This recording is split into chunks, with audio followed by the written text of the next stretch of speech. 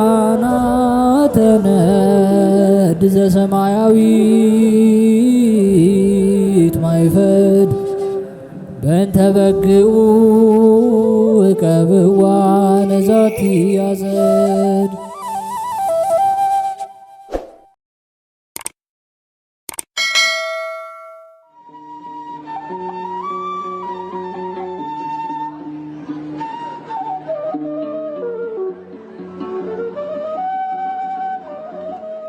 በስመ አብ ወወልድ ወመንፈስ ቅዱስ አሃዱ አምላክ አሜን።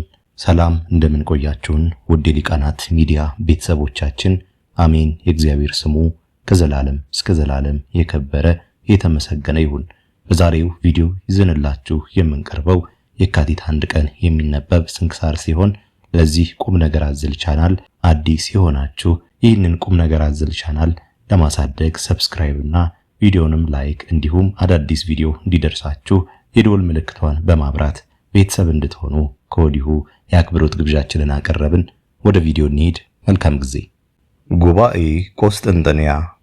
የተባረከ የካቲት ወር መዓልቱ 11 ሰዓት ነው። ከእንግዲህ ይጨምራል። በዚችም በየካቲት 1 የከበሩ የ150 ኤጲስቆጶሳት የአንድነት ስብሰባ በቆስጥንጥንያ ከተማ በታላቁ ቴዎዶሲዮስ ዘመነ መንግስት ተደረገ። ስብሰባቸውም የሆነው በቆስጥንጥንያ ሀገር ላይ ሊቀ ጳጳሳት ስለሆነው የክብር ባለቤት የሆነ መንፈስ ቅዱስን በከፋች ሐሳቡ ፍጡር ነው ብሎ ስለካደው ስለ መቅዶኒዮስ፣ ሁለተኛም አንድ ገጽ ስለሚሉ ስለ ሰባሌዮሳውያን፣ ሶስተኛ ወልድ ከብቻው ሥጋ በቀር ነባቢት ለባዊት ነፍስን አልነሳም መለኮቱ በነፍስና በልቦና ፈንታ ሆነው ስለሚሉ ስለ አቡሊናሪዮሳውያን ነው። የእኒህ ከሃዲያንም ስህተት ግልጽ በሆነ ጊዜ አሳስቦ የአንድነት ጉባኤ ያደርግላቸው ዘንድ ንጉሥ ቴዎዶሲዮስን ለመኑት። እርሱም ቃላቸውን ተቀብሎ ወደ ሮሜ ሊቀ ጳጳሳት፣ ወደ አንጾኪያ ሊቀ ጳጳሳት፣ ወደ ኢየሩሳሌም ሊቀ ጳጳሳት፣ ወደ እስክንድሪያ አገር ሊቀ ጳጳሳት መልእክትን ላከ። ምሁራን የሆኑ ኤጲስቆጶሳቸውንም ይዘው እንዲመጡ አዘዛቸው። እኒህም አባቶች በቆስጥንጥንያ ከተማ ተሰበሰቡ። የሮሜው ሊቀ ጳጳሳት ግን አልመጣም። ምሁራን የሆኑ ሰዎችን ላከ እንጂ። ከእሳቸውም ጋር በእጁ የጻፉትን ደብዳቤ ላከ። የጉባኤውም ሊቀ መንበር የእስክንድሪያ ሊቀ ጳጳሳት አባ ጢሞቴዎስ ነው። መቅዶኒዮስንም ጠርቶ የረከሰች ሃይማኖትን ይናገር ዘንድ አዘዘው። ያ ከሃዲ እንደ ፍጥረቶች ሁሉ መንፈስ ቅዱስ የተፈጠረ ነው አለ።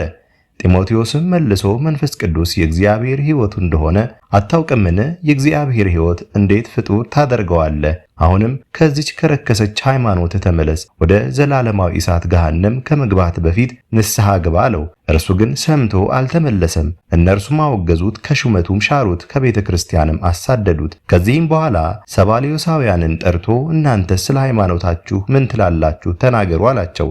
እነሱም አብ ወልድ መንፈስ ቅዱስ አንድ ገጽ አንድ ህላዌ ነው፣ በምን ሶስት አይሆንም አሉ።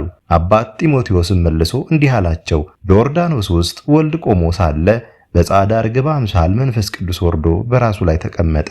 አብም ከደመና ውስጥ ሆኖ በእርሱ ደስ የሚለኝ የምወደው ልጄ ይህ ነው፣ እርሱን ስሙት ብሎ አሰምቶ ተናገረ ያለው የወንጌል ቃል ተሻረን?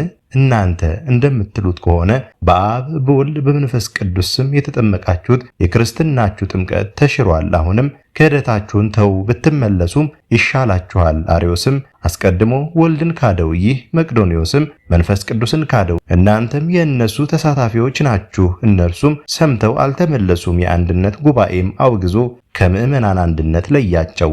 ከዚህም በኋላ ደግሞ ወልድ ነባቢት ለባዊት የሆነች ነፍስን አልነሳም ስጋን ብቻ እንጂ የሚለውን የአቡሊናሪዮስን ትምህርት አወገዙ። እኒህ 150 የሆኑ ኤጲስቆጶሳት አባቶቻችንም በጸሎት ሃይማኖት ላይ ጌታ አዳኝ በሚሆን ከአብ በሰረጸ በመንፈስ ቅዱስም እናምናለን፣ እንሰግድለታለን፣ እናመሰግነውም ዘንድ ከአብና ከወልድ ጋር በነቢያት አድሮ እየተናገረ ነው የሚለውን ጨመሩ። ከሁሉ በላይ በምትሆን ሐዋርያት በሰበሰቧት በአንዲት ቅድስት ቤተክርስቲያን እናምናለን። ኃጢአትን ለማስተሰረይ በአንዲት ጥምቀት እናምናለን። የሙታንን መነሳት የሚመጣውንም ሕይወት ለዘላለሙ ተስፋ እናደርጋለን። ሃይማኖታቸው የቀና 318ቱ አባቶችን የተናገሩት ለመንግስቱ ፍጻሜ የለውም እስከሚል ነው። እኒህ 150 አባቶች የተሰበሰቡት ስለ መንፈስ ቅዱስ ስለሆነ ስለ እርሱ የእርሱን ነገር አብራሩ። ለእርሱ ምስጋና ይሁን፣ የአባቶቻችንም በረከታቸው ከእኛ ጋር ትኑር ለዘላለሙ አሜን። የተፍጻሜተ ሰማዕት ቅዱስ ጴጥሮስ ቤተክርስቲያን ቅዳሴ ቤት። በዚችም ዕለት በከሃዲው ዲዮቅልጥያኖስ መንግሥት ፍጻሜ በሰማዕትነት የሞተ ከሃዲ አርዮስንም ያወገዘ የሰማዕታትን ፍጻሜ የሆነ የሊቀ ጳጳሳት የቅዱስ ጴጥሮስ ቤተክርስቲያን የከበረችበት ነው። ጻድቁ ቆስጠንጢኖስም በነገሰ ጊዜ የጣዖታትን ቤቶች ሁሉ አፈረሰ።